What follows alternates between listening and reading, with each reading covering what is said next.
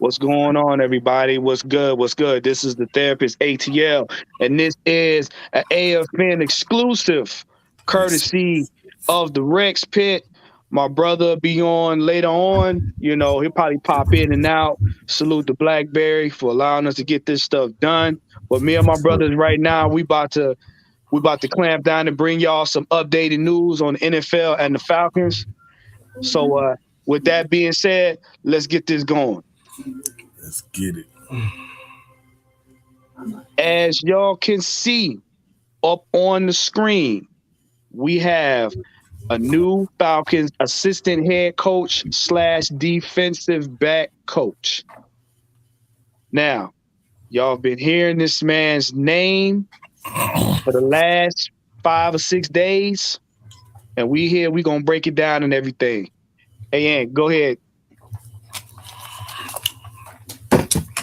Oh yeah. Yeah, he look, bro. He been around a long time, man. Just like Dean Pease. Um, and he gives us some much needed experience as far as coaching staff goes. And since Nielsen does not have experience calling plays, Mm-hmm. he could ask your mans for, like, okay, what you think I should do here, or give him some pointers. I mean, because Nielsen's specialty is front seven, Yeah. and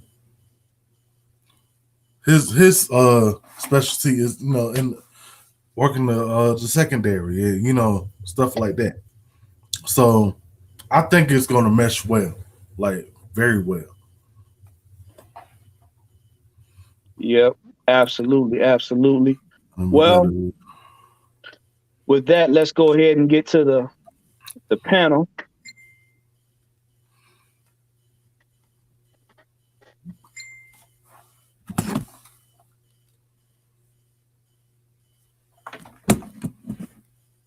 Hold on. See who we got in here. There we go. There we go. Okay. All right. All right. So yeah, we'll have Damn it. Dirk Cutter trying to call and find out what we know.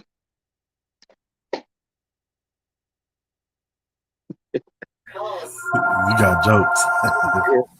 Yeah, and our brother Will be on soon. So me and Ann, we just gonna go right into it. Dirk Cutter, we don't need nothing. We ain't buying nothing. We You don't can't want come none. back to the Falcons. We don't need none of them problems around. All right, None. that's what I'm saying. But fellas, this is what we have been trying to um explain to people in great fashion. I've talked about it. Mike, Blackberry, K Styles, Jew, Unholy Alliance. This team right now is focused on the long term. We're not playing. See, they're Cutter calling me. See. We don't want none. No more greens. Only corn and potatoes. Well, I think it was good hire, bro. Yeah, yeah, First, you know what I mean? Like with Dan Pease, I think he showed a little more loyalty, you know what I'm saying, before he got that old guy syndrome. He stuck down to a gun until he seen it was too nasty to go on the bench that linebacker, you feel what I'm saying? but So you go ahead, know what you what, say? Will? You know what, Will? You bring up an interesting point, Mm-hmm. and hear me out. In my opinion, Dean Pease was here to help lay a structural foundation for the Foundation. identity. Yeah, You know what for I'm what saying? for what he did. I think he did that. He did a great job at that. Now Yeah, let me tell you what I was thinking though. I'm thinking him and Arthur Smith promised these guys they were gonna start no matter what. You know what I'm saying? Like with Marcus Mariota and Michael Williams when they got rid of Deion Jones. You know what I'm saying? I'm thinking they were Mm-hmm. like, man, look, you got this. No matter how rocky it get, you just go out there and do your thing. Then they end up coming down with like Marcus Mariota with the butt throws and everything like that because he felt like he wasn't gonna lose his job. And to the point like Arthur Smith got to the point where he ain't have no choice, bro. You playing so bad, I ain't got no choice but to bench you, bro. I can't leave you out there like that. Might as well see what that Ricky got before we got, you know what I'm saying, before we go in the offseason. You feel what I'm saying? So that's all I believe it was. It was just a case of the loyalty, you know, being loyal to these players, you know what I'm saying? A little too loyal. You feel what I'm saying? They could be a poison at the same time to you. You feel what I'm saying? When you too loyal. Well, before I get to that, let's get this 199 set up. What's going on, Lee 85? Appreciate you, bro. Say, hey, we good. We doing good, man. Thanks for tuning in. But I want you guys to follow me, and then I'm gonna pass this off to Ed. Mm-hmm. What happened was, in my opinion, we had no identity. And when you don't have an identity, there's nothing for your players to get behind. There's no schemes. There's no amount of play calling. There's no amount of anything that you can do to galvanize the team because they're like marbles. They're bouncing all over the place.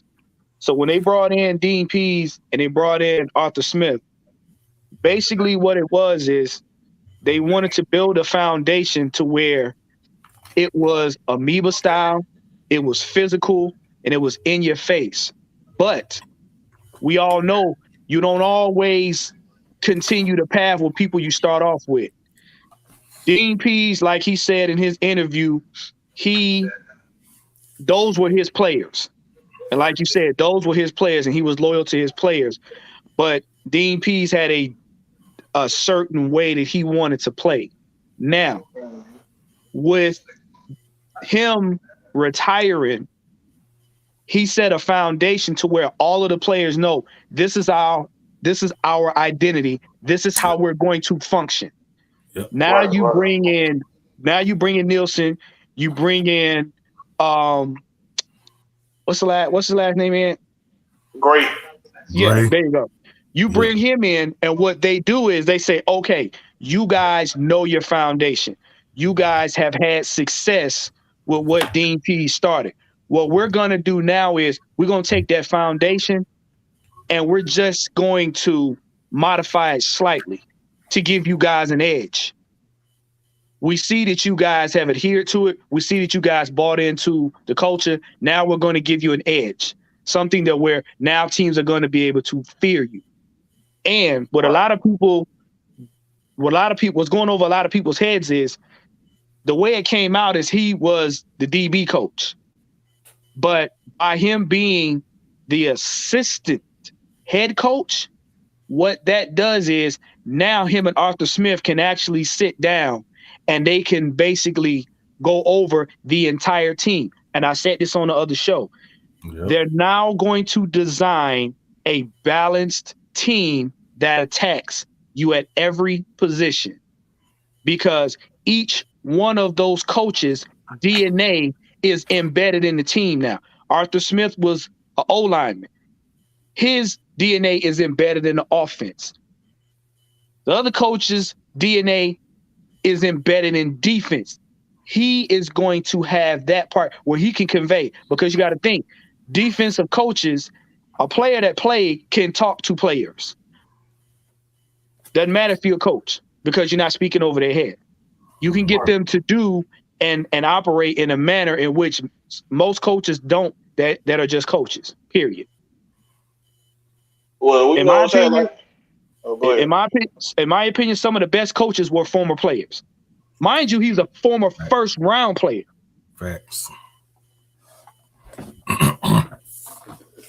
So I'm gonna shoot this over to Ed. Ed, what's your take on that? Look, bro. You know what? I want everybody to go with me here. Just picture what did Bill Belichick build with the Pats. Now, they was trash when he first got there. Just Facts. like what Arthur Smith when he first got here, we was down in the dumps thanks to the old regime. But now we're starting to start to build towards the future, like you said, Ryan. Like this is a team that we're right in the middle. Like this is not a team that's 5-6 years off. Nah, bro. We can win right now. We've already done it. Yeah. 2 years in a row. So, and the only thing that we needed to fix was, a couple of tweaks in the defense. Getting off on third down, getting some, timely stops and timely sacks. We got a couple of sacks, but we didn't get enough sacks in the right time. And that's where Nielsen comes in and getting stops, stopping people from, shredding our defense in the middle. That's where Gray comes in. Yeah. He can show our DBs where to be, where not to be. Okay, if we're in this coverage, okay, then we can make plays. I'm telling you, we are building. Look, we're gonna be something to deal with for the next. I say at least 10 years. Facts. Will, what's your take on the hiring and dynamic position they put Gray in? Well, check this out. I'm gonna go back to what y'all saying. You know what I'm saying about Dan P laying that foundation. He already had us multiple. Mm-hmm. What we was lacking at is the individual development.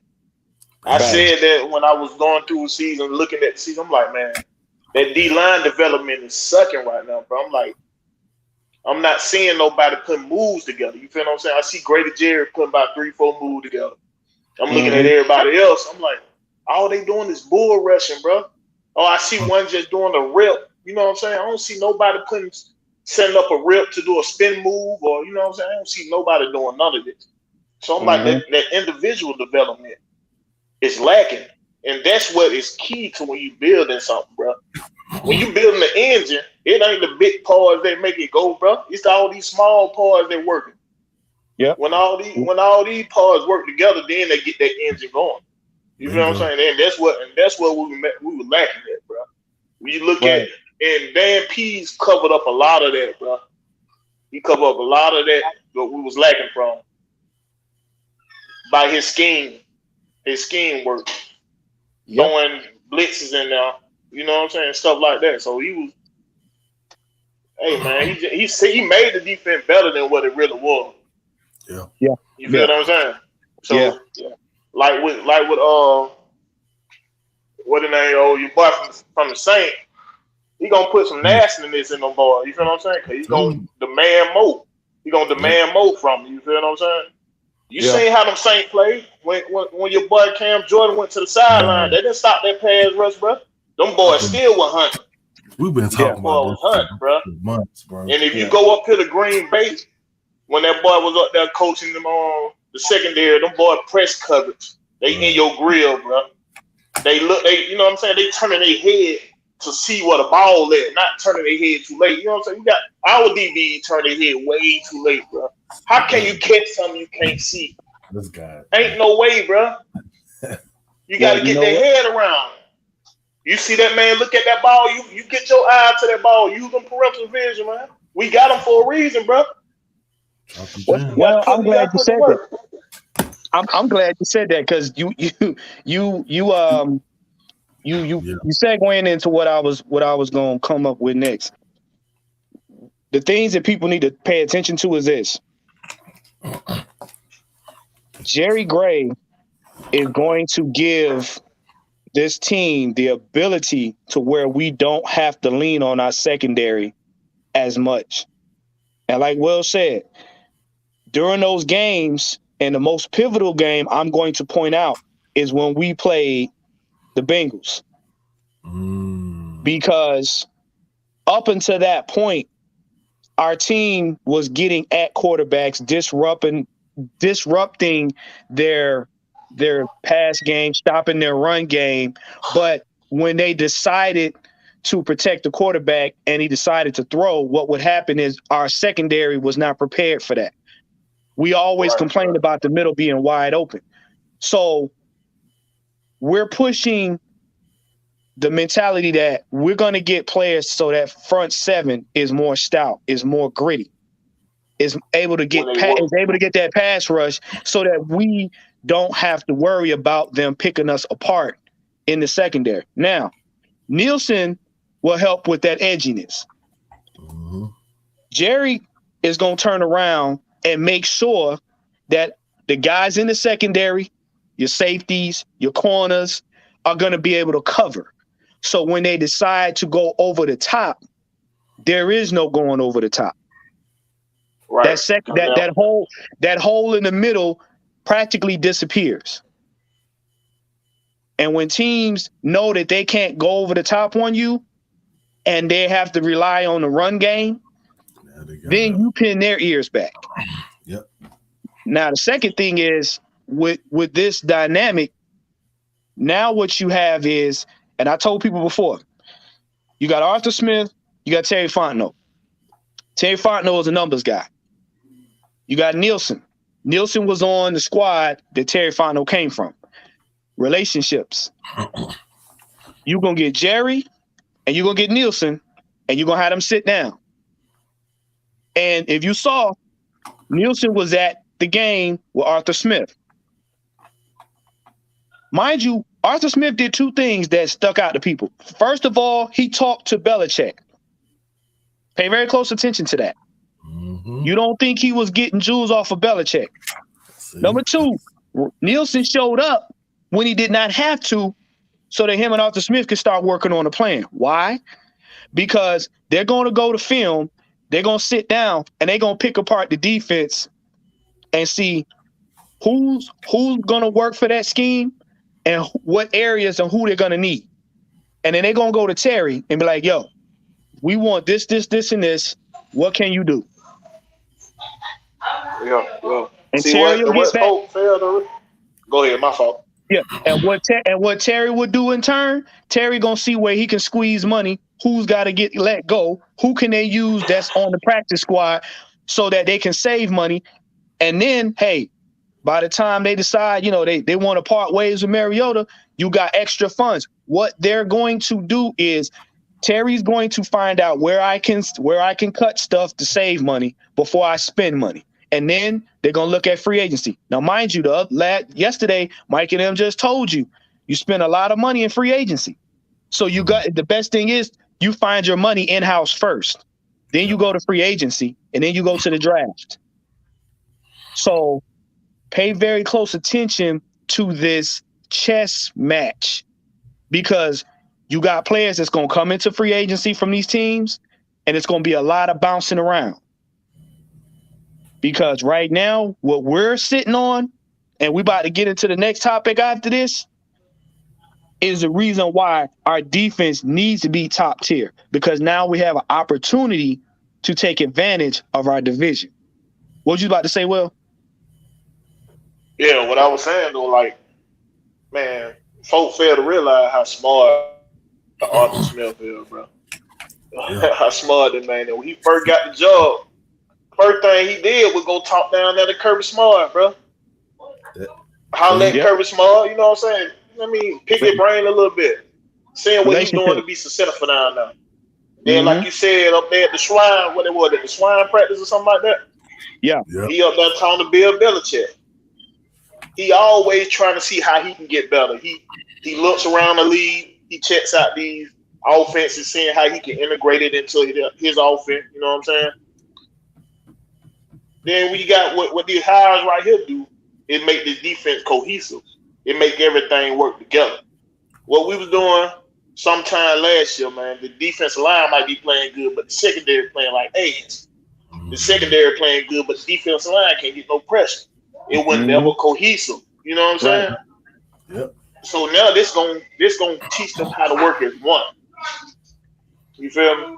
So like, Gotcha. Dan P's defense, it ain't no easy defense. You know what I'm No. saying? He was getting them to learn that defense so he can throw in different wrinkles to it. You feel what I'm saying? So when they take that, and when they got to learn that individual, like I was saying earlier, that individual work is important, bro. When they not Yeah. getting good individual work, it ain't gonna look as crisp out there, bro. Yeah, do your But job. if they confident in what they do, oh man, they ain't worried about nothing the offense doing out there. Because if you confident in what you doing on defense, all you doing is playing that grass. You playing that grass, you feeling that man. You worry about what you controlling out here on this grass. You feeling that offense, that receiver or that running back or whatever. You feeling that. You feel what I'm saying? You seeing that with your eye, using them perimeters, like I was saying. But if you playing that grass out there, ain't nothing they can change. They can't make the grass wider. They can't make the No. grass longer. Nope. You play that grass, bro. You cover what you supposed to cover. That's all you gotta do out there, bro. That's all I'm saying. I just want to see that, and I think the defense finna do that. They finna do that, bro. Cause when we play the Saints, what do you see? Them boys are very attention to detail, and the reason we were beating them because Matt Ryan was smart on opening up holes. He wasn't scared to thread that needle. He will thread that needle right there. You know what I'm saying? When that window open up, he there. He ain't missing that window. But it ain't wide windows that this guy got to throw to. If we playing the Saints, they don't have wide windows to throw to, bro. It's always competitive. They might hold a little bit, but hey, they get away with it. You know what I'm saying? Well, you know what, Will? Bruh, you struck on the gym right there. Now, I hope everybody was listening to you. You struck on the gym. Yeah. Because what I'm about to say before I pass it to Ant is key. And I'm pretty sure Ant gonna back me up on this. I said this on one of the shows, and I still stand on it today. I said if we would have had Ritter earlier in the season, it would have changed the landscape of us getting there. The reason being, if you look at these last 4 games, the last 2 in particular, I said it from the preseason game, and y'all can go all the way back to the beginning. I done said it 5-6 shows ago. Go back. I said that young man is not afraid to throw the ball. He is not afraid of pressure. And I said he is one where he will step up in the pocket in the face of pressure and still make a play. And it showed. As many times as he threaded the needle without any interception to receivers, you got to think. And this is something else I said a couple 2 shows ago. Kyle Pitts would not have come to the game had Mariota still been there. He came to the game in person to see how Ritter was doing. Why? Because he recognizes this young man right here, when I get back and I get better, I'm going to get touches. I'm going to be able to do what I got to do because no tight end, wide receiver, running back, or anybody on the offensive line wants to have a 1,000-yard rookie season and then turn around and have a bad season because they're not getting touches. Nobody wants to do that. And the fact that you said that lets me know that you basically going where I'm going. People right now got reservations on Ritter because he's a rookie and he only played 4 games. Trust and believe when I tell you. Trust and believe when I tell you. Arthur Smith don't have to worry about the defense being what the defense is going to be. He can focus on the offense totally. Why? Because he's got 2 guys that already understand. The second thing is Jerry is a former first-round pick. He understands the DNA of defense. He's a veteran. So that means that he can mold them guys and give them that personal development that Will was talking about. So, because he's going to be able to coach everybody up around, so people like Anderson, Ebiketie, and Grady Jarrett can eat. We're not playing checkers no more. This is all chess. This is all chess. And we got a scrambling quarterback. All right? Not a running back that can throw. A scrambling quarterback. Which means that this man can read defenses, go through progression, thread the needle, and if pressure ain't what it's supposed to be, he can escape the pocket and still make a play. Mm. But and go ahead, man.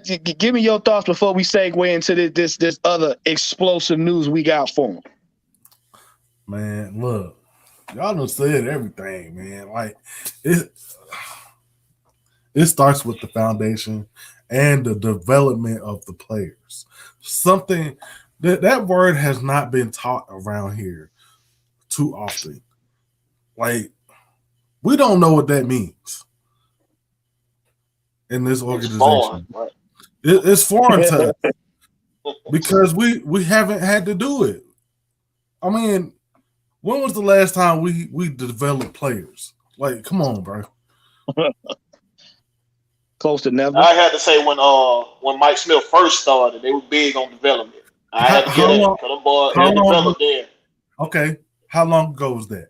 a long time. Yeah, a long Okay, time ago. Many moons ago. yeah, like it's been too damn long. We haven't developed any type of talent. Like we got Grady in the middle, and that's it. Like nobody else is doing their job, or And then the secondary it's been worse, but we getting better. That's what I say. Yeah. Yeah. Well, I'm gonna say this: we not gonna hold y'all back from this because I'm pretty sure you guys that have been on Twitter and YouTube have seen. But the Look, news is out. I'm about, The news is out today. I seen it earlier today that Tom Brady has decided to retire for good, per his quote. It's been a lot of sources that have put it out. It's been a buzz on Good Morning Football, all over. And I mean, personally, I'm like, okay, he gone. That's what's up. But no. what it means to this fan base is we're in a unique position and we have a unique opportunity. But before I do that, who done slid up in here? Who that is? Why? Home team, what's happening, y'all? That What's it's the going on with maestro, that? it's the maestro himself. It's Blackberry Lyrics. What's going on, Blackberry? Hey man, look, we glad you was able to jump on, bruh. Hey, since you on here, man, start us off with the with your thoughts on Jerry Gray, or you can jump on to Tom Brady, man, whichever. Oh yeah, I'll start out with Jerry Gray. Um, being a fan of football and being a former ball player myself, you get excited about hirings like Jerry Gray. You get excited about those hires for a coaching position, even though it's not. This ain't his first rodeo. Of course, he done been a defensive coordinator for the Bills, for the Titans. He done. I mean, this ain't his first rodeo, but you get excited that guys like him continue to get work in the NFL as a coach, and per how his tenure goes here. And I'm hoping it's a lengthy one. I'm hoping it's some we get some some good stuff out of Jared for about a good 7 to 10 years. I'm hoping that's what the kind of tenure we looking like. And depending on how that looks with him being here, he could land him a head coaching job finally somewhere down the road. You want things like that for the Jerry Grays of the world, because when this guy played football, this guy was a baller, man. He was 2-time second team All Pro, 4-time Pro Bowl player. This guy knows the position. He knows how to be a defensive back, man. He's going to do wonders. Okay, he's going to do wonders to this secondary, and because this is a developing type coaching staff. This ain't a coaching staff that go out there and look for whoever the hottest new trend is in the free agency. You know, that ain't the kind of coaching staff this is. This a coach staff that, you know, and this ain't a general manager that's like that neither in Terry Fontenot. They pride themselves on developing talent. And the best organizations, the way you become a franchise, the way you become a dynasty, you think about San Antonio Spurs, you think about the Los Angeles Lakers back in the day, not now, but you think about you think about you think about the New England Patriots, you think about the Buffalo Bills teams from back in the day, you think about the Pittsburgh Steelers. These teams were capable and able consistently and persistently year after year to develop talent that they went and got, that they scouted, that they recruited. And it's that's what we're building here in Atlanta now. That's what we're building here now. We were on that path, you know, late 90s, early 90s, late 80s, you know, up until like 2000, 2001. That's the path we were on. Developing talent. It wasn't about who was hot out there in free agency. What's the next superstar to be in free agency that we can go throw some money at? That ain't what that's not what this coaching staff is about. So the hirings you're seeing now with the Ryan Nielsen, with the Jerry Gray, that's what you're going to get here in Atlanta from now on. It's a part of the culture change that Terry Fontenot and Arthur Smith were raving about when they got here. No more of that pussy mouth feeding, you know, talking and pussyfooting around type style of team that's out here trying to run around everybody. No, we gonna run guys. Come on, we guys. Gonna run through you, and we gonna be able to dominate you physically, and we gonna outsmart you with the coaches, with the coaching.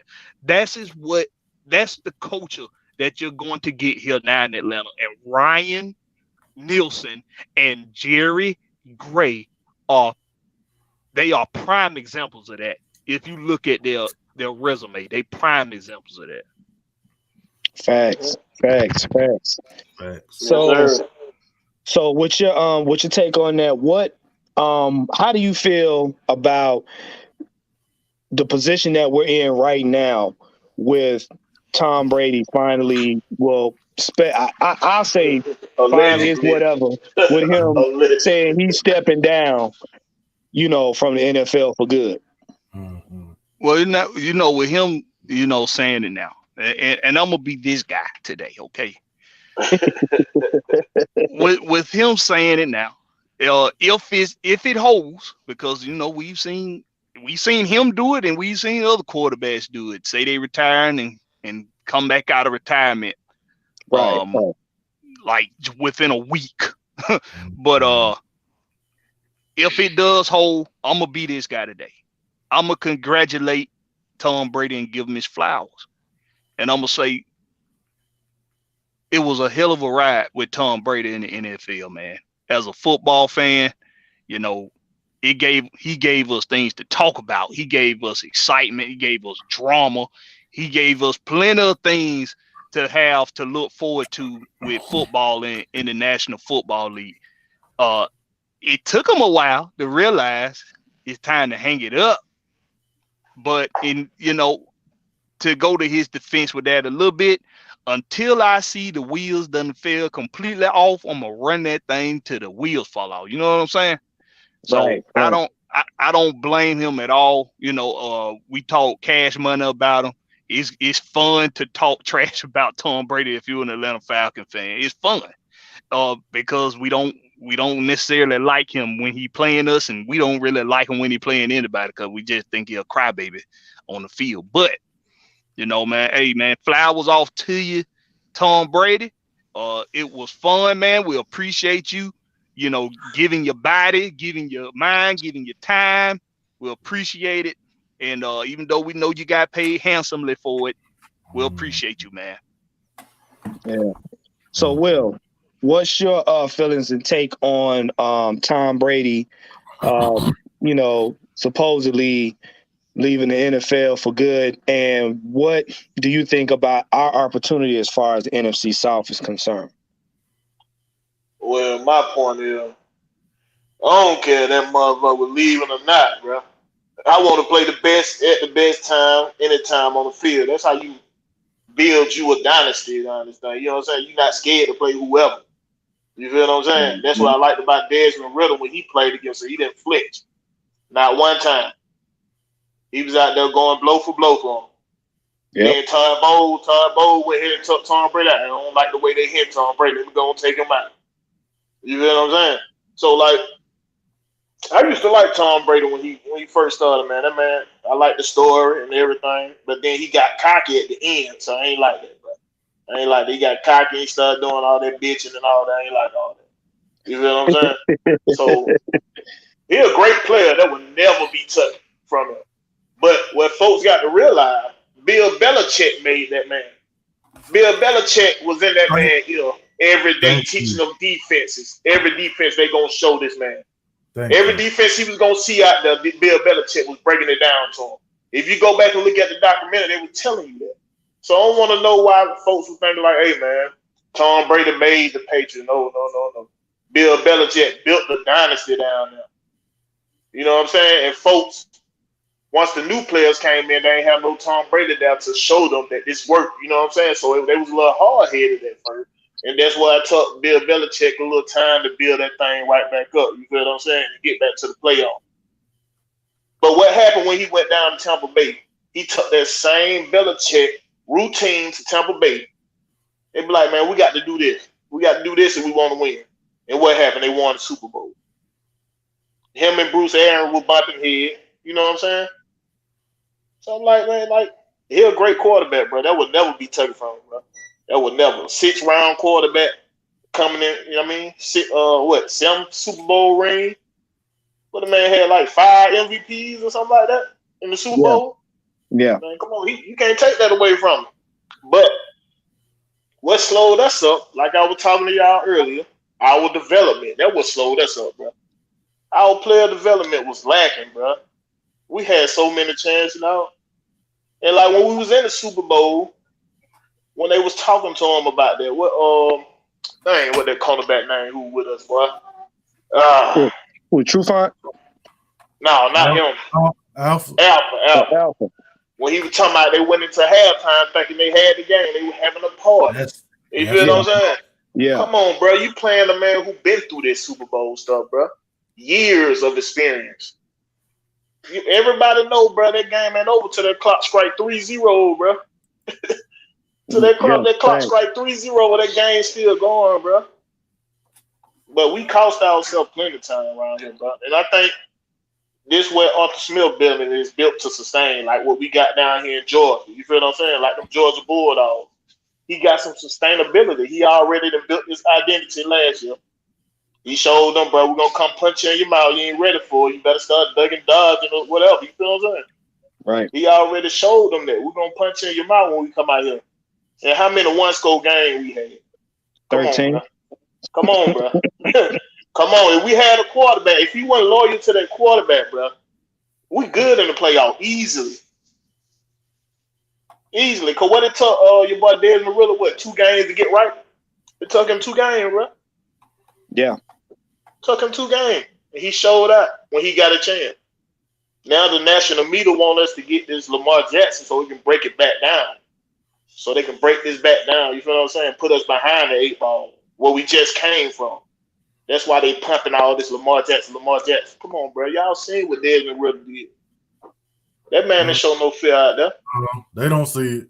You know what I'm saying? That boy didn't show no fear out there. They see it, and we just see this, you know what I'm saying, this black quarterback, he run like Vic.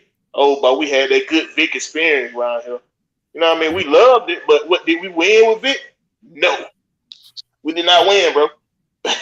So I don't care how much you love that man shaking folk, making them tackle each other, whatever.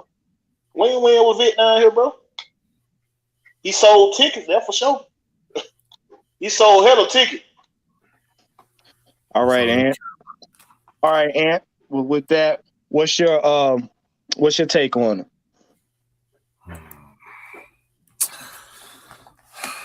You know what?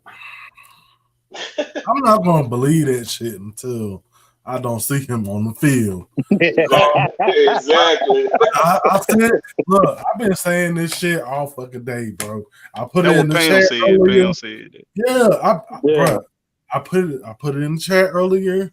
I put it on Twitter. I put it on Facebook. Everything. Look, I do not believe this nigga at all, bro, because he already did it. And then as far look, okay, I might be that. I'm gonna be that guy on the opposite end of y'all. I ain't gonna take away his accolades, but it's just like I had put it on Twitter this morning. You can, in my eyes, you cannot be a GOAT if you have these cheating scandals looming over your head. I'm sorry. I can't do it. I don't give a damn how many Super Bowls you won, how many MVPs you won. Don't care. How many number one defenses do you have? What year? What year? Look, this is what I'm saying though. This is what I'm saying. Like, he had a lot of help, but people turn the blind eye to that shit, and they give him the keys to the to whatever car he want. Nah, bro, you can't have that with me. Well, I'm gonna put it like this: I will never take no accolades away from a player. I'm going to say he was the most exceptional quarterback of our time right now, of our time, because we grew up watching greats like Joe Montana, Peyton Manning. Nah, and I'm not going to take that away from him. He has done some exceptional things. Greatest of all time, I have reservations on that, for a simple fact that there's a couple of championships and there's a couple of wins and things that come into question, but that's neither here nor there. What I will say is this: we're in a prime position and have a unique opportunity. And I'm going to bring everything together. People have been complaining about the Falcons for the last 5 years because we've been trying to, quote unquote, rekindle that 2016 magic. Last 2 years, and I'm talking about last season and this past season we just played, we were 7-10 with first time new head coach and defensive coordinator. What we have right now is NFC South is wide open. And 3/4 of the NFC South right now is in bad shape. Thank you. Now, Panthers have a decent defense. Don't sleep. But I don't see them running away with the NFC South. It's just my opinion. You ain't got to like it. We have been making very serious moves that you guys, we don't speak about until the last minute on purpose. Hell no. Saints. Get the hell up out of here. Hell no. No. Not doing this foolishness today. Okay. No.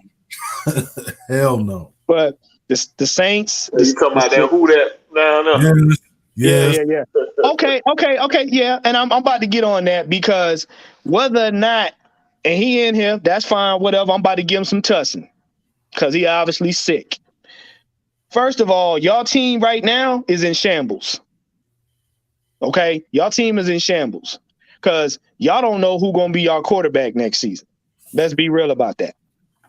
Y'all got a carousel of broke quarterbacks. Okay, y'all in cap hell. Yeah, y'all got a couple of picks because y'all all-time coach decided he didn't want to come back and play in y'all sandbox no more. All right, we got y'all coach on the defensive side. Y'all mad about that? So I don't see where y'all gonna progress from here because it ain't up. Tampa Bay, Not with Dennis Allen, they ain't going nowhere. Nah, it ain't. Dennis Right, Allen right, sucked, bro. right. So Tampa Bay, y'all about to end up if this Brady thing, if this Brady confession holds, y'all about to end up going back to the days of 30 for 30. Or you remember Josh Freeman? Yeah. I'm just being real. Y'all going back to the days of 30 for 30. And Panthers, y'all all right. But don't think because y'all got a decent defense right now that y'all gonna run away with the NFC South. No. The reason why I say we are because we were 12 one-score games away from the playoffs. On a roster that was slated dead last plus 2-15. We exceeded Carolina that. don't know. Carolina don't even know who their quarterback gonna be, so I'm not worried Right. about that. That part. Right.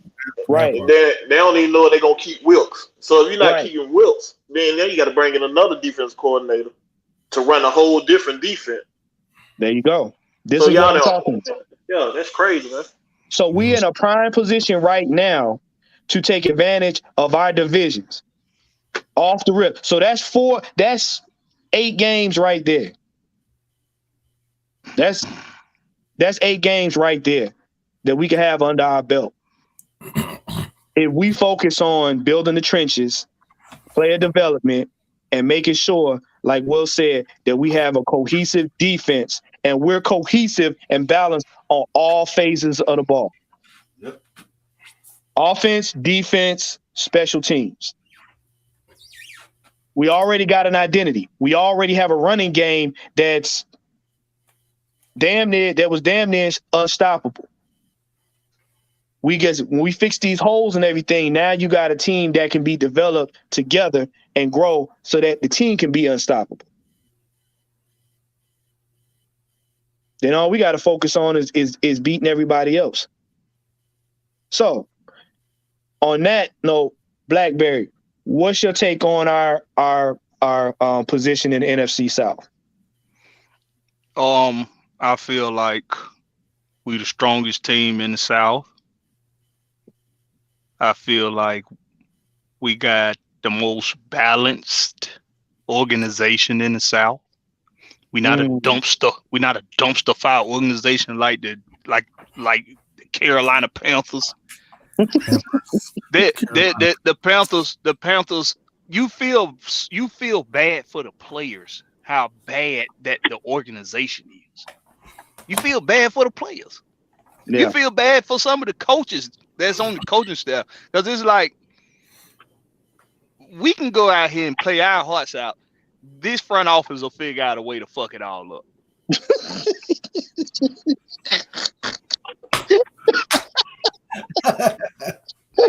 I mean that's just real. It really make you feel bad for them players, man, and for them coaches, man, because this front office, they gonna fuck it up. With New Orleans, you know, I kind of throw up in my mouth a little bit trying to say something nice about them. A little bit, you know. So because of that, I refuse to try to even utter anything positive about the Saints, other than Terry Fontenot is picking all the good pieces out of y'all organization and leaving y'all with all the tainted shit, which is fitted. Considering you live in a damn tainted city, you play in a tainted city, and you're the most tainted damn fan base in the NFL, because you really think you won something worth talking about when you did win. But we all know what it was for. It was a sympathy championship. I don't give a fuck what you say. Man, I've been saying that for years, bro. You had one of the worst defenses. You had one of the worst defenses in the league when you won. So miss me with that. That shit was even worth bragging about. And as far as the Buccaneers go, you know, they went all in. They went all in on getting a champion for one ring. and getting a championship. You're right. They went And all in on the refs. The refs pockets full as hell. yeah, you go get Tom Brady. When you go get Tom Brady, you pretty much know, oh, we finna have these refs in our back pocket. Oh yeah, Yes, sir. yeah. So That they man knew will they get every had call that. in the book. Oh yeah. They knew they had that. They got the best of his latter years out of Leonard Fournette. So I give them credit. I'm gonna give the Buccaneers credit for going and getting Leonard Fournette right before he started declining. Gronk.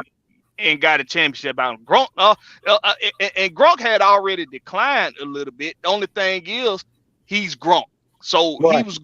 he was gonna show up in moments when you needed him to. Yeah. And they got the best out of his latter years out of him. Leonard Fournette, they got the best they could get out of Tom Brady in his latter years. They went all in.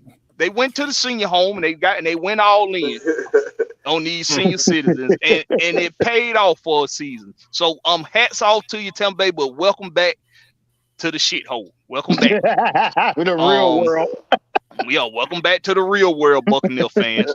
Welcome home. That's what they do. And as far as our Falcons go, man, I think you would have to literally just be somebody that just love to hate the Falcons to not realize the direction that we're going in is upward. Yeah. Right. I mean, you would really have to be blind or just straight up just ignorant as hell to say that these Falcons are not trending up. 2-7-10 back-to-back seasons with teams that didn't have no business winning 7 games. Right. According right on paper didn't have no business winning 7 games, but it go back to what we've been saying about this coaching staff and how they're great at developing talent, how they're great at scouting, they're great at recruiting. And before I finish, I want to quote something Terry Fontenot said to Atlanta Falcons report. Well, let me not say quote because I'm gonna have to paraphrase here. But he said it's not always about free agency. It's not always about how much we got in the salary cap, how much we are in the salary, how much money we got to spend in the salary cap. Nothing's going to change the process. And like I said, I'm paraphrasing, but Terry said nothing's going to change the process. Just because we have the second most wiggle room in cap space in the NFL this coming up off season, just because we got the second most cap space, that does not mean that we're going to change our process.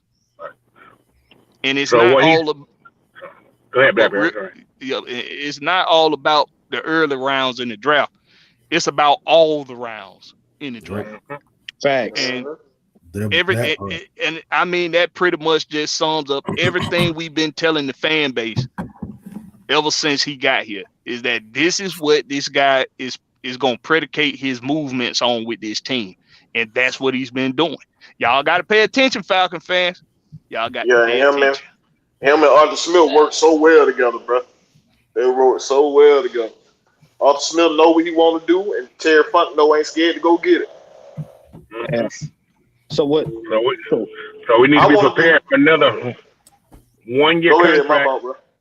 One year contract and a strong draft. Simple as that. That's what you're gonna see. Yeah. You're right, Coach. I'm interested in seeing what they gonna do.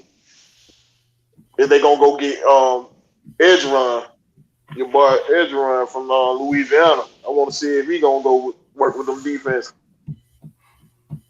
Well, he has a job though. Say what?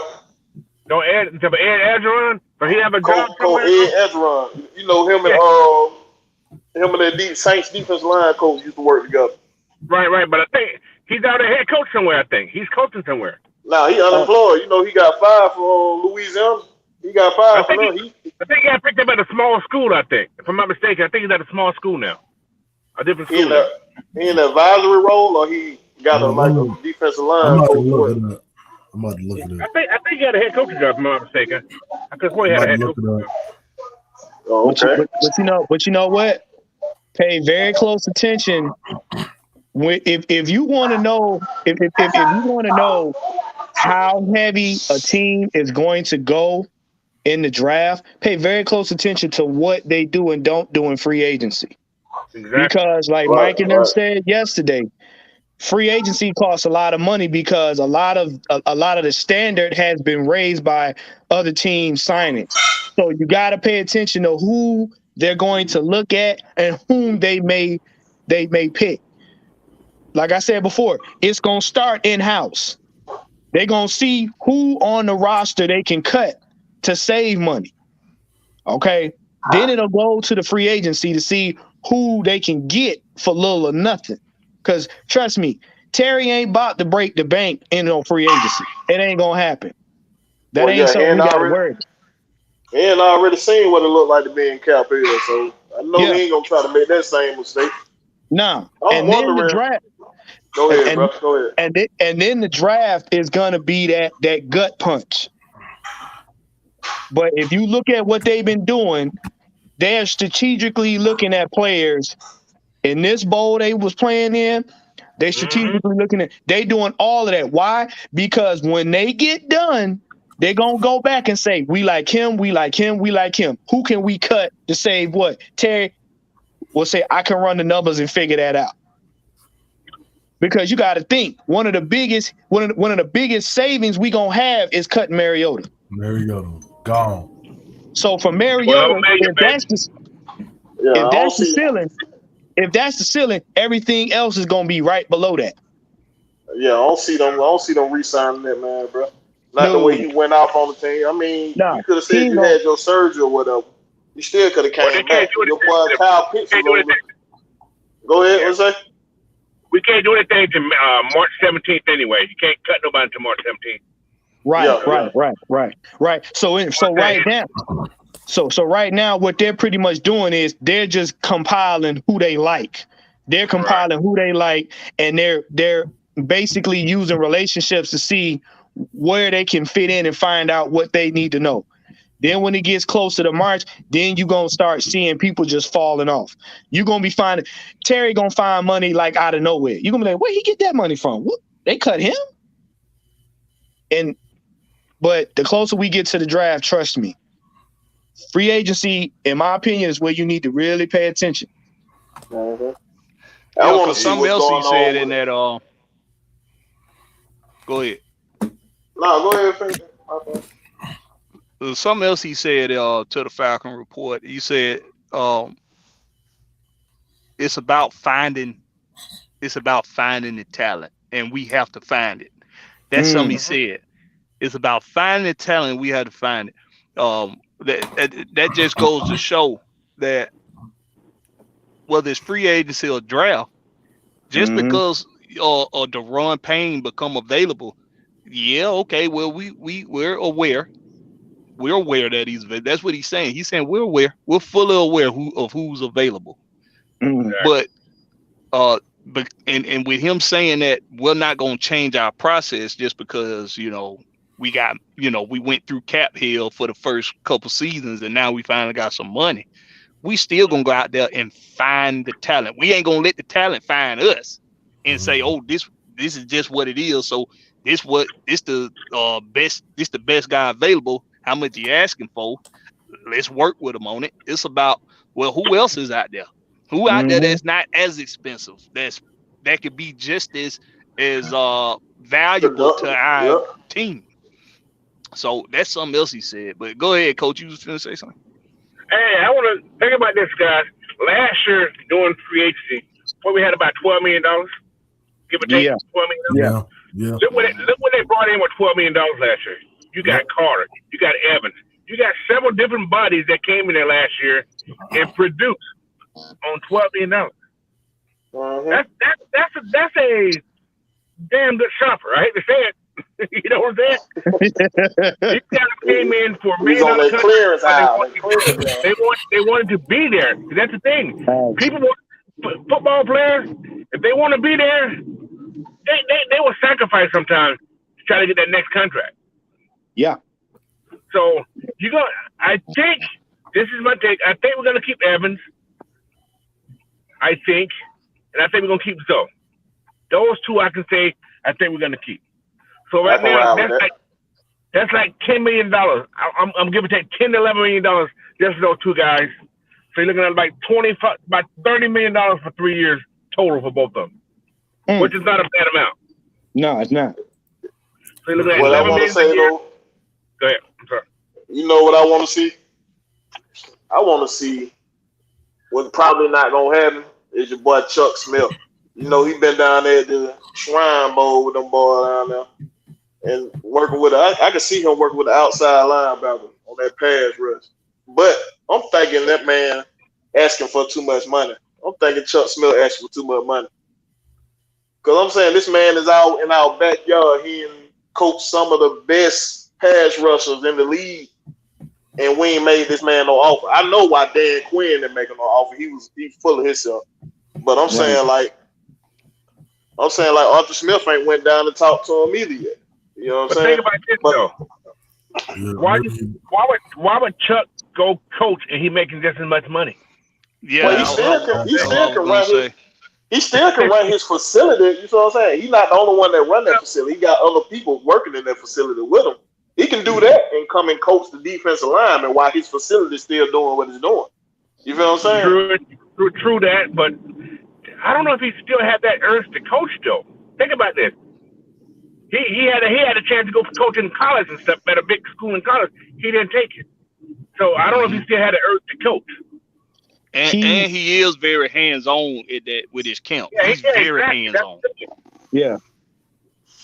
I think why I was saying. Well, go ahead.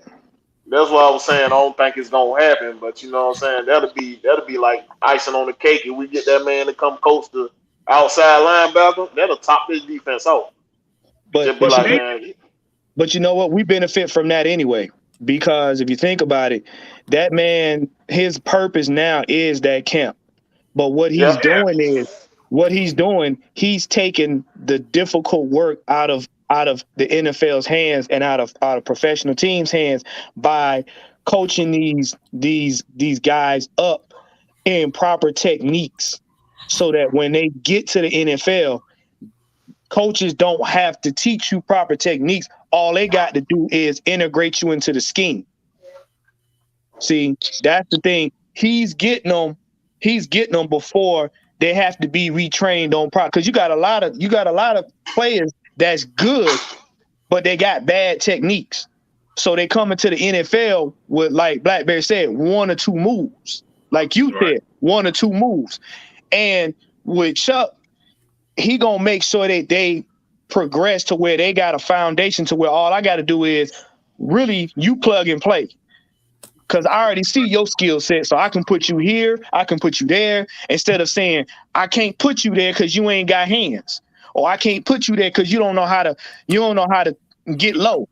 I can't put you there because you don't know how to wrap up. You know, stuff like that. Right. So. See, plus these players need to take initiative themselves. If they want to get better, sometimes they got to pay for certain things, man. You don't want to pay, like Big Beasley for one. They want to go pay the man. He offered, right. Come on, man, I'm gonna take care of you. He still refused. Mm-hmm. You know, so you got to invest in yourself sometimes. Yeah. Definitely. And as to get this comment here from OG Big Sam, he said if Chuck wanted to coach in the NFL, he would be. He said the thing is he has the freedom and money as well. Yeah, because the thing about Chuck Smith that frightened Dan Quinn and them and Dimitroff and all of them was the fact that he was a player in the game that he embodied what he was teaching. And a lot of times when you got a regime that's all about flash, Chuck Smith came from the gritty part of the era. They didn't want that. They had no identity, but they didn't want that. Plus, Dan Quinn didn't want to be outdone either. Right. I was about to say that was going to take the shine off of him. Yeah.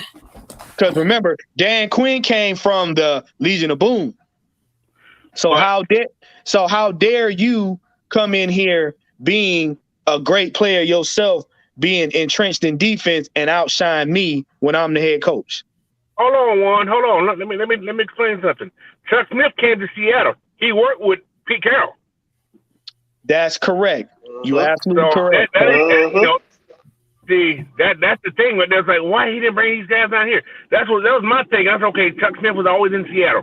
He was working with a lot of those guys from Seattle. So I was like, why did Dan Quinn bring it? So Dan Quinn was like jealous. I'm hate to say it, he was jealous of the guy. Yeah, he was selfish, bro. So exactly. He was petty. So yeah, so it ain't that when Chuck, it was like Dan Quinn didn't want him around because he was jealous of what he done to his D line. Which I said that wasn't Dan Quinn's defense. That was Bradley's defense. I'm the head coach. I love for this dude to come in here and go ahead and make me look good. Come on, man. I made that high. He got my defensive line looking good like that. Man, they ain't doing that. They ain't doing that, but amping you up, bro. It ain't hurting you. Right. It's helping you. Yeah, that's right. So that's right. That man, to be jealous of that and being petty like that, bro, that made no sense to me, bro. At all.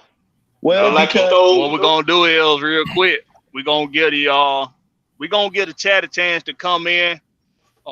Before we get ready to close out, we're gonna get a Chad a chance to come in. Y'all talk about it. Y'all want to talk about whatever y'all want to talk about Falcons. We're gonna give y'all an opportunity. But here is the disclaimer. Don't come in here with that pussyfooting. Okay? Hey, don't come in here with that pussyfooting. Say it with your chest, look. Say it with that tough skin. Hey, with your chest, look. I'm gonna drop the link for y'all.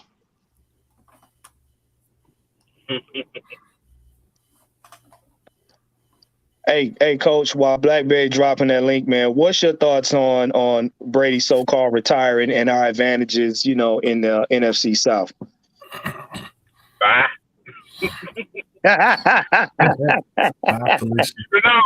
No, true. Like I heard you guys talk about, hey man, he did what he had to do. He won his games, so congratulations on the retirement, but I still don't like it. However, he did what he did. Simple as that. That's nothing to say. But as far as us, man, like you said, we're in a prime spot right now. We're the only team in the NFC South that has a real quarterback. Mm-hmm. Yep. Your foundation starts with your quarterback. We have that. We got a running back. We know we got a running back. We got a tight end. We have a nucleus that can sustain us for the next 7 years for sure. Yep. So it's all about, bringing in the rest of the pieces, man. That's all it's about. We're going to be fine. Like you guys talked about a couple weeks ago. Well, actually this past Sunday, I see playoffs in our future. Yeah. So, And Coach, to add to that, we got the last laugh because our rookie quarterback beat you. Yeah.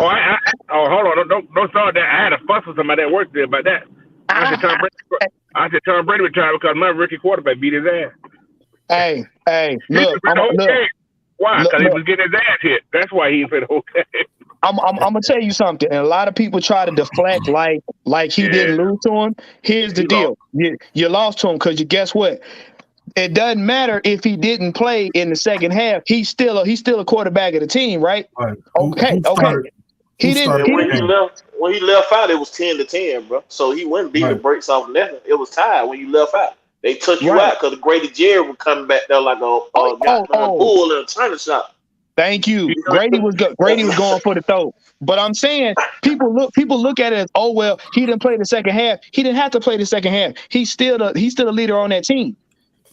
And like we all said, with the wins and losses, regardless if it's a team sport, the accolades fall on the quarterback and the coach. So he took that up. He had 93 losses going to the game. He got 94 now on his record. I looked at the record. He got 94 losses.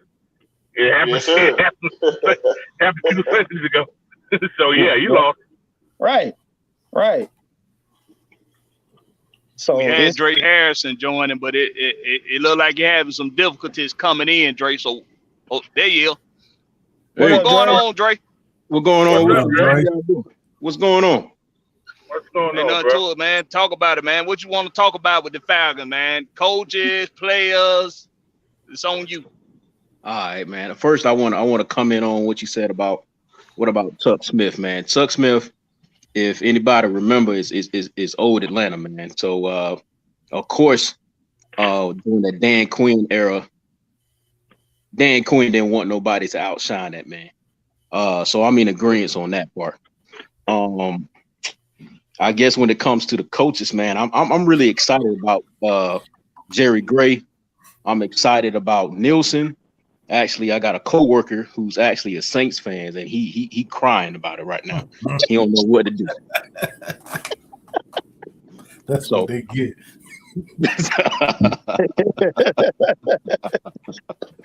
but man, yeah, man, it's my first time being on, man. So, Welcome, brother. Welcome. Hey, appreciate you, brother. Appreciate yeah, you, bro. I appreciate it. But hey, I don't really got too much to say, man. I usually say all my stuff in the comments and everything like that, man. But I just wanted to get on here and say, man, I appreciate you boys, man. You guys are actually, you guys and AFN are actually what Atlanta needs. I'm no longer in the state of Georgia. I'm out here in Maryland and in the DMV area. Oh, And we big, got you covered, bro. We got you covered. We got you covered. We You got out your there. back, bro. You out there in Lamar land. We know. Oh, shit. Yeah, and they over here banging that whole Lamar thing, man. And I keep trying to tell these folks that's old Atlanta. Old Atlanta, like the old regime probably would have did something like that.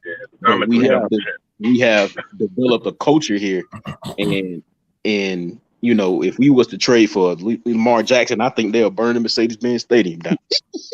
Man, they'll protest every game out there, bro. Every I'm fucking telling game. you. We won't win Every on games game because out they will get paid. Shit. Yes, sir. Bro, they wouldn't even put us on the scoreboard for having no wins or losses. It'd just be 0-0. It pretty much, man. I mean, they'll definitely sell seats like some of you guys have mentioned. As you know, they'll put I ass. want to win some damn games. Look at the Exactly, Yeah, coach. put some tickets, Exactly, bro. coach.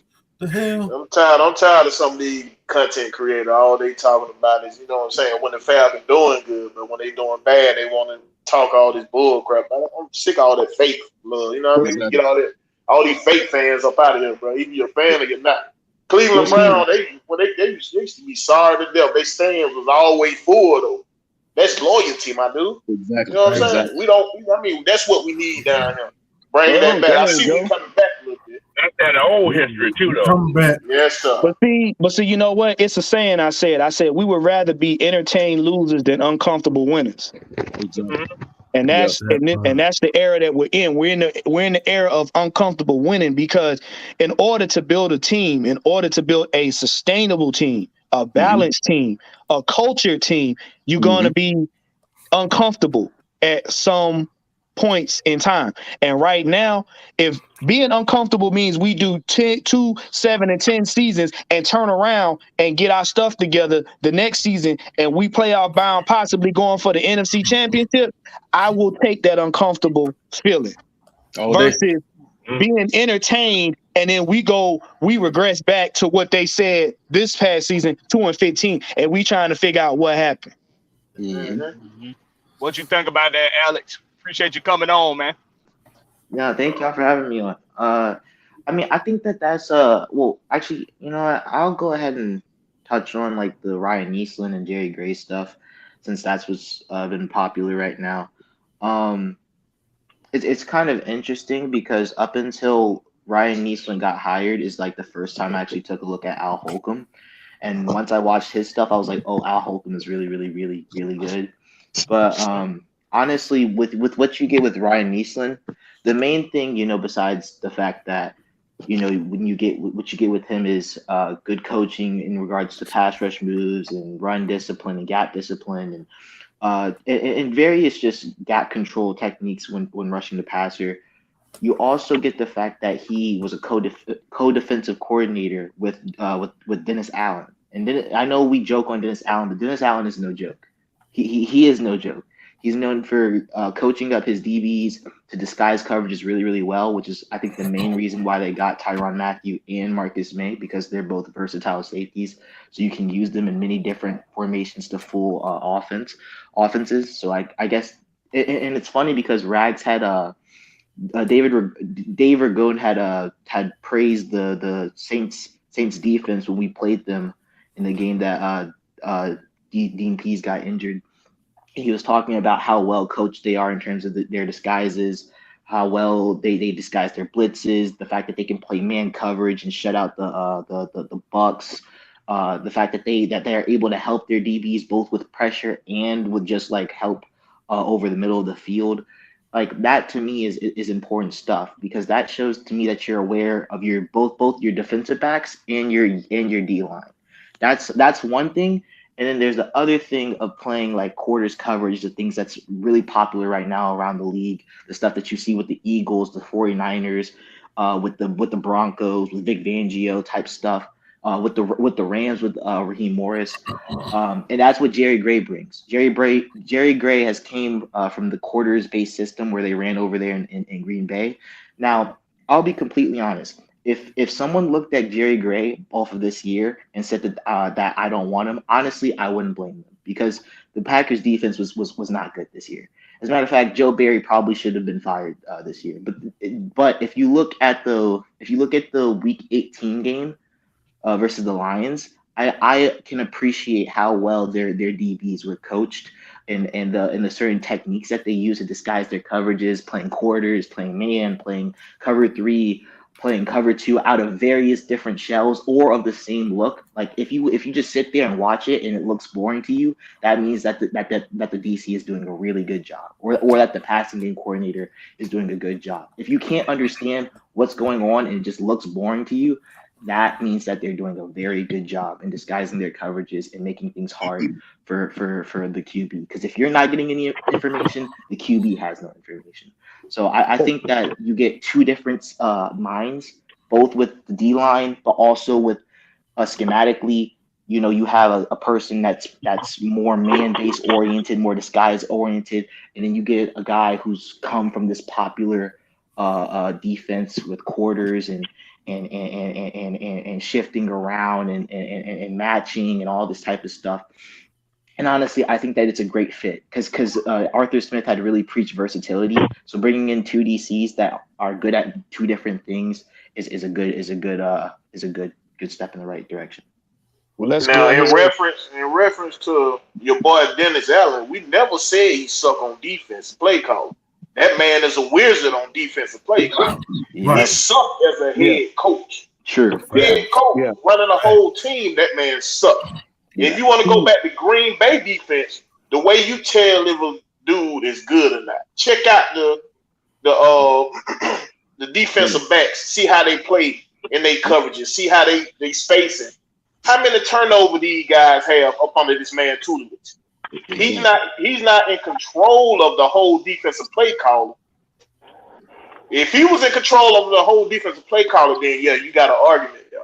But as far as building up these DBs, that man build DBs, bro. They go get the ball. They always go get the ball. Well, you know what?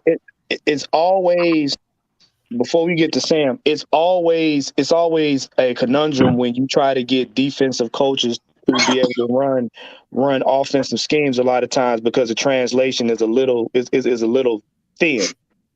You know what I'm saying? Like I said before, our team is balanced because you have a head coach that is an offensive guy.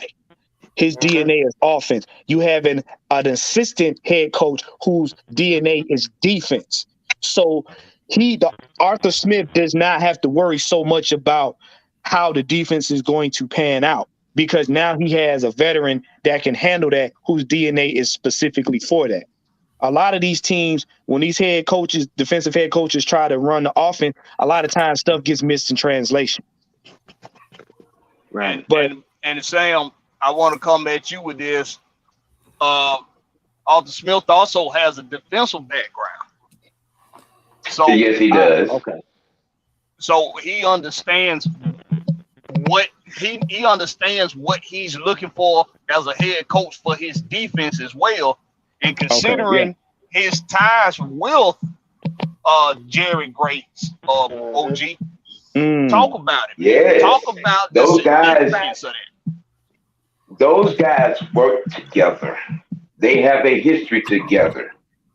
Okay, they all understand the mission, and I've been saying this for the past couple of weeks. Sustainable production and player development is the mission. Facts. So these individuals out here still talking that QB noise, there's a special place for you in the corner with a dunce hat. Because we ain't giving up no 2 first-round picks and paying this fool the bag when he ain't finished the season in 3 years. Well, okay. All right. Then all of them want to holler, well, he an MVP. Okay, well, let's talk about that MVP year. 1,000 yards he ran for. And what has he done ever since besides getting broke up? There's film, people. There's film. Not to mention he hard-headed. Tell me when that man went to with a one read. he always one read and go. He ain't never read nothing else. He wants to be the star. He don't want to be a leader. He wants to be a star. Okay?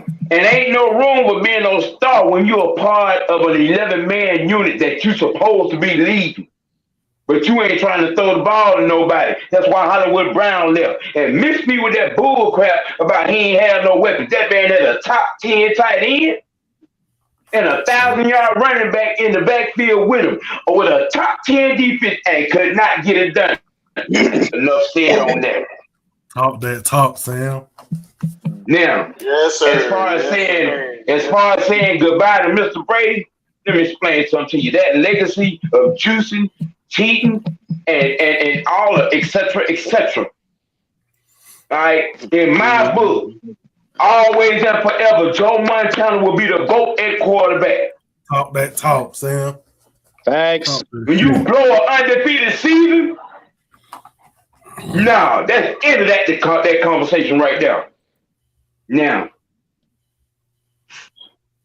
what's the oldest and truest saying from the annals of end of time? Defense does what? Win Championships. 100. Okay. I get my tambourine. Now, for you idiots out here still with the QB in your mind, you could put something else there. I'm trying to keep it copacetic, but y'all need to get a grip. That fantasy will not happen. Bigitis is a disease, y'all. It's a disease. So is delusional and denial. It's an epidemic. Go ahead, skip babies. All right, y'all running around here talking about, we want to. No, you don't want to win. You want to be entertained. There you go. Okay, and entertainment don't get you championships. Arthur Smith had the basic football handbook 101, and he is running it step by damn step. Sustainable production and player development, gentlemen, is the mission. You got to understand the mission before you talk about the mission. Step by step, day by day. 100. This fan base has no clue. They want to be they want to be excited. They want to be entertained. Well, if moving the chains, getting first downs, and stopping the opposing team don't excite you, this ain't the sport for you. OG, let me ask you a question. What's that? Did they not call football back in the 70s, 80s, and 90s the gridiron? Ooh. See, now you're gonna make me talk about that ugly girlfriend. See, that will cook for you. and make sure you're good. The game of football ain't pretty, never has been. Nope. The game of football, you know, understand something. Everybody talk about how bad hockey and boxing is. The game of football will break your soul if you ain't careful. Okay? Hey. Moving them sticks, people. See, a lot of folks are caught up on this, you know, the greatest show on tote. That was window dressing. How long did that last? 2-3 seasons at best. Okay? You got a lot of these fools out here with these fantasy GM Madden goddamn minded bullshit. Excuse me. I'm trying to keep it clean. Yeah, but this ain't cute. It ain't pretty, and you can't put lipstick and mascara on it. Okay, it's first downs, moving them sticks. Okay, moving them sticks, and then you got a nasty defense that gets off the field on third down. So at the end of the game, that clock strikes 0, and you have minimized the possessions of the other team. See, that's beautiful. That right there, gentlemen, is beautiful. This wants you to have you a thong-wearing quarterback running up and down the field doing a bad Barry Sanders impression. Nah, that ain't football. That's something you find on the PlayStation. Hey, and for all y'all that don't understand where OG Sam getting it from, OG Sam came up in the era where football, they were clotheslining dudes with casts on their arms. They would hit a running back and make him do a horizontal helicopter, and he would still get up and run. If y'all don't understand how rough stuff is, go look at that footage on Sweetness, on Walter Payton. Boy. Jim Brown. Boy, you know what I'm saying? Understand. Walter Payton, the Earl Campbells of the world, Franco Harris, William Andrews, Gerald Riggs, Daryl Riggins. Come on, man. Marcus Allen. Lawrence Taylor. Well, you really felt how Arkansas wanted it this year, man. You felt it this year. Them boys felt that every time they played us. They felt it. They was in that hot tub after they played us. If you notice, every time a team played us, they lost their next game. Oh yeah, yes, sir. They lost their next game. Helmets on them, bro. Well, and the thing is, we're getting back to the gridiron, and every team had to give their all when playing us, regardless of who it was, because the next game they either lost a player or lost players playing in that next game against whoever else they played, and that's because we designed this team and this franchise now to have an identity. And if you notice, it's easier to get behind an organization when they have an identity than it is when you're just making it up game by game. And then you have these fools that, you know, the funny sentence I keep hearing is, I like Desmond Ritter, but it wouldn't be no but if you really truly meant what you said. Wouldn't be no but. He talk like Matt Ryan.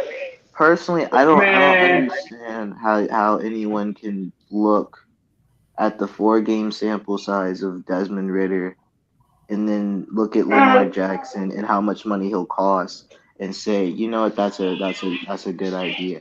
I'm not gonna sit here and throw shots at Lamar and say that he's a bad quarterback or anything like that. He's definitely not. He is up there. Don't. I am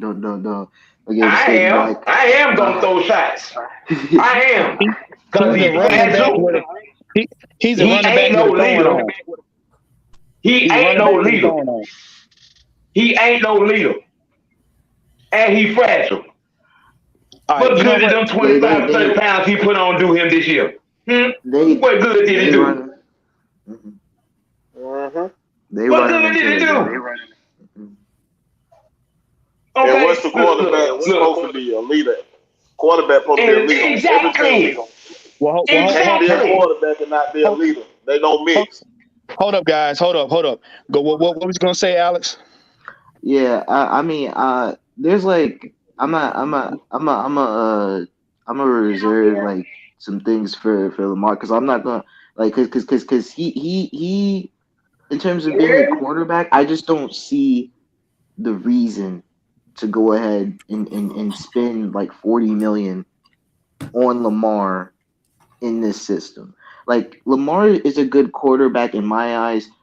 There's a lot of things that are going on with the Ravens organization, at least on the offensive side of the ball. More specifically, with their passing game, it's just too complicated to get into. For example, Greg Roman, that ship is sailed for a reason because Greg Roman, outside of designing run plays, is kind of bad. The passing weapons outside of the tight end is kind of bad or really bad. But there's a few other things that's getting in there that I don't really want to get into. But it's the fact that people want to pay 40 million for a quarterback that doesn't necessarily he's not Patrick Mahomes. He's not like Josh Allen, where he has a ridiculous arm. He has crazy athleticism, and his arm isn't bad to say the less. But like, it's not like he's gonna necessarily carry this team by itself. And meanwhile, when I look at the tape that I've seen from Desmond Ritter already, he showcased that he does have the arm talent to make those plays from far hashes. You can maybe argue maybe about his accuracy. You can maybe argue situations where maybe they're not asking him to always read the full field in certain situations because of pressure or whatever it may be. And that's fair. But from what I've seen personally, I love the way this offense is headed. I love the fact that we I got a question. and he's checking. Yep. I got a question that's gonna kill this whole Lamar Jackson bullcrap. Why would you want to pay him the bag when he gave you the same numbers Marcus Mariota gave? Yep. Why go to the Gucci store when you can go get the same thing at Target?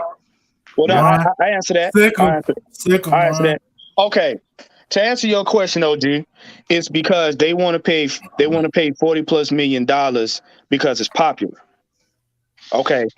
Now to Alex, this is the reason why we have a problem. And I'm not saying you, I'm not singling you. I'm just answering what you were saying. This Atlanta Falcons team has hopes in Ritter because he projects sustainability. Because the thing is, Lamar's hurt for a reason. Okay. And he's hurt because his athletics has exceeded his QB IQ. And a lot of people not going to like to hear that. The same thing that happened with Vic. His athletics superseded his QB IQ. And I'm gonna give you a game. I'm gonna give you a game and a situation as to why Ritter gives you that sustainability. It was the Tampa game. When they decided that Ritter was getting in the rhythm, they started sending blitzes up the gut. Yep.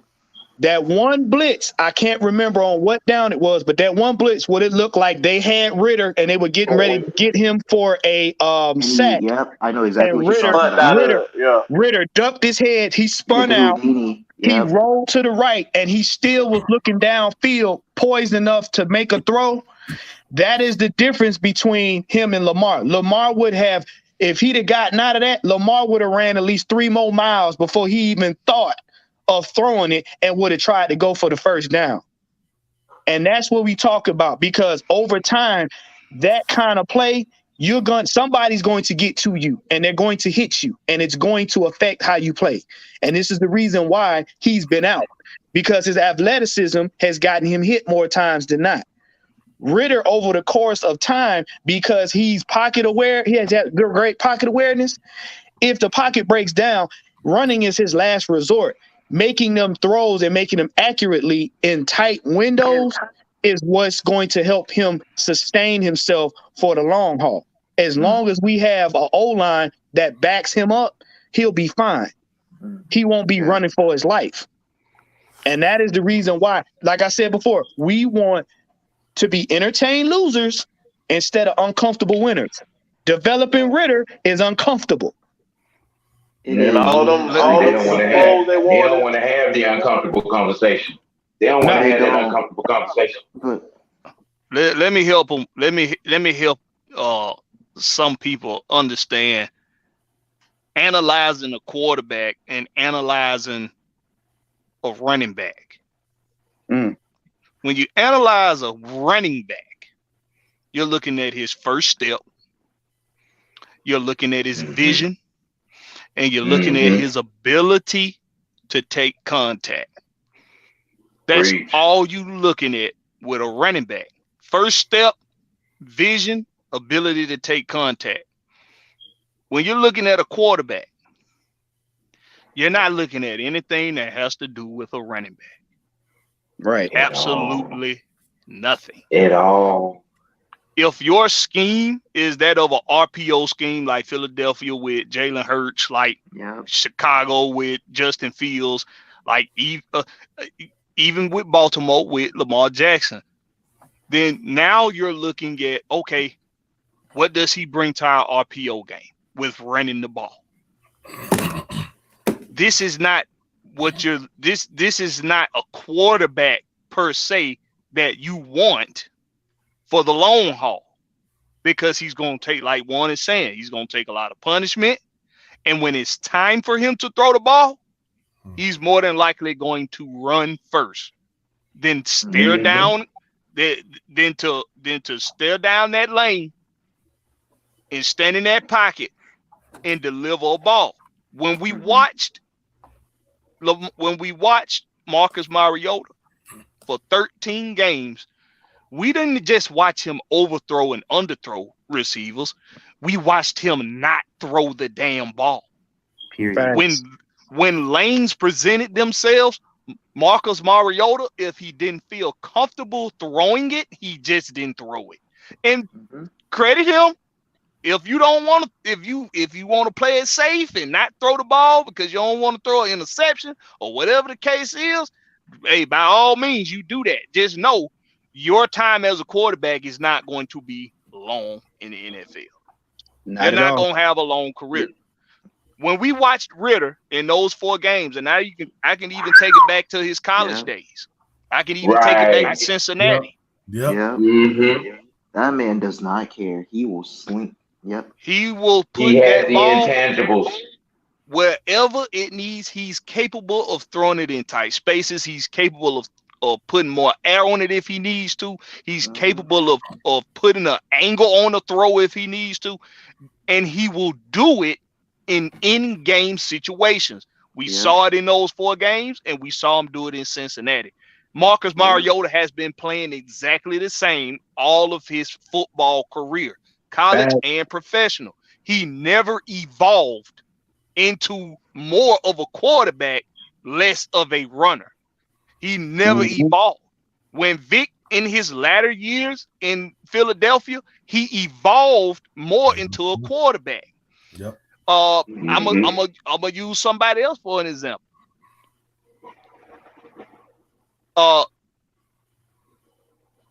In his latter years, damn, your name just escaped me. San Francisco 49ers. Kaepernick. No, back even further. Damn. Steve Young. Steve Young. Steve Young. Okay. Steve Young. He ran more. He was the same way. He was running the ball more than he needed to. But later in his career, when he got to San Francisco, he learned how to throw the ball better. So he became more of a quarterback. Lamar Jackson, I'm not seeing him evolve the way other quarterbacks that are capable of running. I'm not seeing him evolve the way they did. Nothing. If somebody can explain to me how he's gotten better throwing the ball, I will listen. And then you will have to show me proof of that. But from what I've seen, I have not seen proof of him evolving at the quarterback position. And that's why he's gotten stale in the league. That's why defensive coordinators know how to prepare for him better. Defensive players have seen enough tape on him to say, this is what I need to do when playing Lamar Jackson, and it will work more times than not. Yeah. Is he gonna be dynamic and get loose sometimes? Yeah, he is. Yeah. But most of the time, teams are going to be ready for Lamar Jackson because he hasn't evolved at the quarterback position. When I look at Desmond Ridder, I don't only see him as being a throw it first quarterback that's mobile, but I also see him evolving in the game. Even though we got a small sample size, 2 games, we saw him make mistakes that were rookie mistakes. And in the last 2 games, we saw him get better from those 2 games where he made all those mistakes. Indeed. And he still didn't turn the ball over. Yep. So that's what I'm looking at going forward. When all this Lamar Jackson talk come up, fans need to stop and think: are you really excited because it's the name? Or are you excited because you think he actually make your team better? Here's my specific scouting. Well, look, what we Scouting gonna report do? on Desmond Ridder. What we gonna do is we at an hour 40. We gonna get ready to wind it down. But what I am gonna do, I'm gonna get everybody's final words and everything. Want to thank all you guys for tuning in and thank you guys for coming on. I'm gonna finish up. I'm gonna start with OG. Let him finish his, and we can go all the way around. OG, what you was about to say now? What's your final words on that, man? My actual scouting report on Desmond Ridder. And the thing that impressed me the most, you know what I'm saying, with him is his intangibles to recognize a mistake and communicate with his guys and to ask them, what did you see as opposed to what I saw? You know what I'm saying? That right there. And he had that at Cincinnati. Matter of fact, what put him on my radar was the game against Georgia. And he was wearing us out. He sure did. He was wearing us out. And you know, Georgia and Alabama are the closest thing to NFL defense that you're gonna get in college. Okay, and he was working us out. All right, and you fast forward that to the preseason games that he had and the 4 games. You got to be amped and ready, man, for these kids. You got to. I mean, you know, there is no reason why you wouldn't want to have him as your quarterback. Facts. You know, I mean, what are we talking about here? You know, the way we're set up right now, there's no way we could mess this up. It just isn't. Going forward, there's no way to mess this up. Because you put a defense on the other side of him, with everything that's set up, do y'all realize we are the 3rd youngest team in the league at this particular point? Yeah. And it's crazy. We're 7-9 or 7-10. That's pretty Yes. Go ahead, get your final thoughts, Alex. I'm gonna go ahead and first I want to just say this about Lamar Jackson. In regards to him as a passer, I'll be completely transparent with you.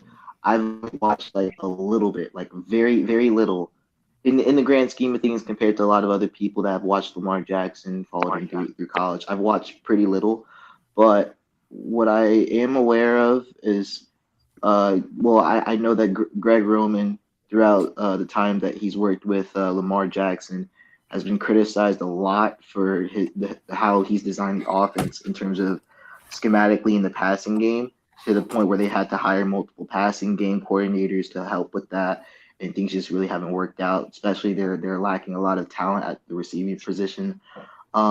So there's multiple things in part of that. That's not necessarily an excuse for Lamar Jackson. There's been flashes. There's been quite a few flashes that I've seen that leave me optimistic, and I think that Ravens fans, there's some optimism there. But in terms of the money, it just, to me, doesn't necessarily make sense. It really doesn't. Like, what I've seen from Desmond Ridder that makes me optimistic is the first thing that when we point to, or what I pointed to as a negative for him, was his accuracy. That's the main thing. Whether it was just random inaccuracies, short game or sorry, quick game into the intermediate, and especially deep down the field, that happened to be a problem, and he fixed it. And I think that that's a big credit to him as a player, but also to the person that he worked out with Jordan Palmer, who's also known for helping people out with their accuracy issues, especially during the draft process. I also appreciate the fact that Arthur Smith was aware of all of this and held him off and gave gave some good tape for these 4 games, with the maybe exception of the Saints game, because I don't like schematically how that was drawn up. That's a different story. What I think people should be very, very happy about when it comes to Desmond Ridder is that he is not afraid to push the ball, even in situations where maybe he probably shouldn't. He's not afraid to push the ball and go for the deep ball and go for the go ball and throw a good one. He's capable of throwing multiple good deep throws from any hash. He's good. He has the arm strength. He's shown that he's had the accuracy. To me, it's just continuing that consistency and mobility wise, in terms of his knowledge of the game, in terms of how he reads things out. I have no problems, no regards in there. I think it's just him just continuing to get better, facing more complex defenses where they'll try to confuse the crap out of him. But I think that he's capable of doing so. I think this 4-game sample size, people haven't really been paying attention to. I would highly suggest for some people to rewatch them, because to me it's pretty decent too. Go ahead, Will. Oh, well, so I'm just ready to see what's gonna happen, though. I like everything we doing right now. You know what I mean? I like the direction we going. Like the foundation Smith has built here. I like the way Terry Fontenot draft. Everybody here in drafted and came through and did something, bro. Everybody here in drafted. So I like to see that part of the game and see these boys develop more talent. And now I just want to see how he finna do in his offseason, getting these free agents with this money. That's gonna be the next step. And I think, I mean, they already was, like I said before, they was already feeling us last year. They ain't want to play us. Now we just got to come away with the win. Now we come away with more dubs. You know what I mean? Right. That's what's up. Right. Go ahead, Coach. Can you guys hear me? Yeah, we hear you. Yes, sir.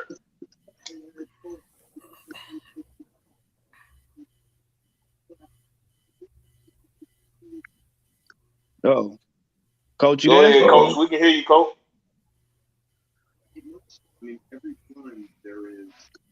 I don't know. I think Dirk Cutter tried to get his mic. Go ahead. Go ahead, Ed, and then we'll get back to Coach. He over there. Over there trying to punch Dirk Cutter out.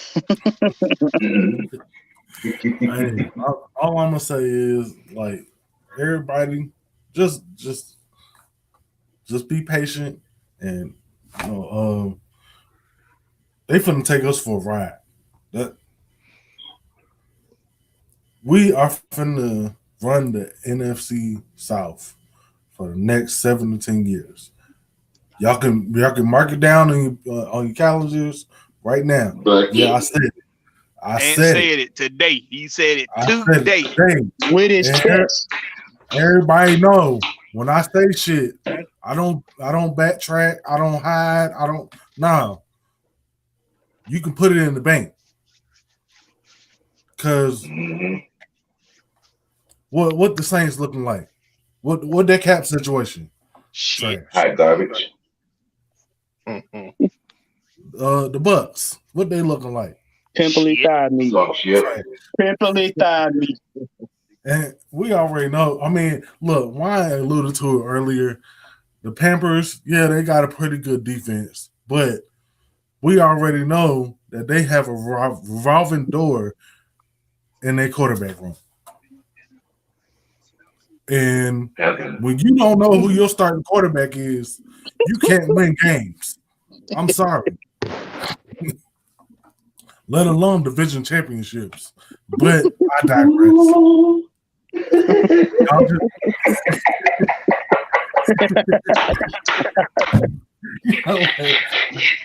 y'all ain't What you- shit. What you got, Cole?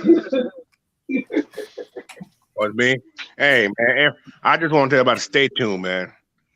It's gonna get good. So just stay tuned, man. Just be patient. That thing develop because we're gonna be okay. Simple as that. Hey, look, I'm gonna tell you, like we've been saying, we are going to be the NFC South. Get ready for it. You ain't gotta like it. You can talk about all the other goofy stuff you want to. Hop on the wagon. When you come to the South, you're gonna have to go through us. Simple and plain. That don't mean we gonna take nobody in the division lightly. Nope. That just means we gonna end up setting the standard in the South. Hey, Juan, that's true anyway. You got to come to Atlanta to go to all these towns any damn way. Thank you. That part. might as well live up to our position, right? That's it. Hey. But Blackberry, the Deacon, the defense, look, go ahead and take us out of here, man. We appreciate you for allowing us to get on, Definitely. today, give these fans with some good news or whatnot. We don't want to stay too long because we got our brothers, Mike and them, probably getting ready to set up a show. So, hey, man, give us your final thoughts, man, and then take us out of here. Home team, y'all know what time it is. If you're on the AFN side or the GSN side, go over to my channel, Blackberry Lyrics. That's Blackberry, no C. Ain't no fruits in Just this. a K. Ain't no fruits over here. Ain't no fruits over here. Hey, homie don't play that. Right. Y'all go over to my channel. Y'all hit that sub button, man. Y'all hit that like button, that notification bell. Tomorrow night, just like every Thursday night, we got the Rex Pit, 8 p.m. Eastern Daylight Time. You don't miss it. You're going to have some of these guys there. Going to have my brother Denzel there. Might have a surprise guest like OG Big Sam right there or OG True Hurts. Yes, sir. You never know who might show up, and we might do an impromptu for the chat. Let y'all come in and get y'all a little shine on too. So every Thursday, the Rex Pit, 8 p.m. Eastern Daylight Time. Do not miss it. And just to put this plain for everybody, as plain as I can put it. You may want Lamar Jackson here. It don't mean nothing. Not a drop. Nathaniel. I understand the general fan base. The general fan base just want excitement. And if winning comes with it, you're happy. But you're happy as long as you're excited. I get it. Trust me, I do. I may have been a time before one of those fans. When I was younger. And I really didn't get deep into concept of football. Even when I was playing football, maybe if I would have put more focus on the game, maybe I would have went further. That's me keeping it real with myself. So I'm going to ask you all, the fan base, keep it real with yourself. Do you really know what you want your team to be? Or are you just waiting for the season to start so you can buy tickets and take picture on TikTok, or you in front of the Mercedes-Benz Stadium and you walking down one of them big beautiful aisles that they got in the stadium with all those restaurants and bars and lounges and all? You just want to like that. Go to the game and put on your new Lamar Jackson number 8 jersey and be able to take pictures at the stadium. Win or lose, that's what you want to do. That's fine. We not telling y'all can't feel that way. We not telling y'all can't feel that way. You feel that way as much as you want. But when we deliver to you facts, when we deliver to you what the organization and the coaching staff is looking for, all we ask that you do is pay attention to what we're saying and then think about it. before you decide to have a stupid ass opinion. I'm sorry, but that's just what it is. Wow, Now, Wow. Don't apologize for making them uncomfortable. Let me get my tambourine. Somebody need to hit my tambourine. now, as always, we'll appreciate y'all coming through. Y'all make sure y'all do the thing, man. Show us some love. Subscribe if you haven't. Like the channel. Like this right now. Like it right now. Hit that like button. Hit that share button and share this out to your Instagram, Twitter, Facebook, whatever you own. That's how we gonna get everybody in this up to 10K, 1K, 5K, whatever it is we trying to reach. We doing this for y'all. We doing this for the fan base. All right. Now, Right. y'all know what time it is. Catch us on the flip side. Home team. Home team. Later. Deuces. Peace.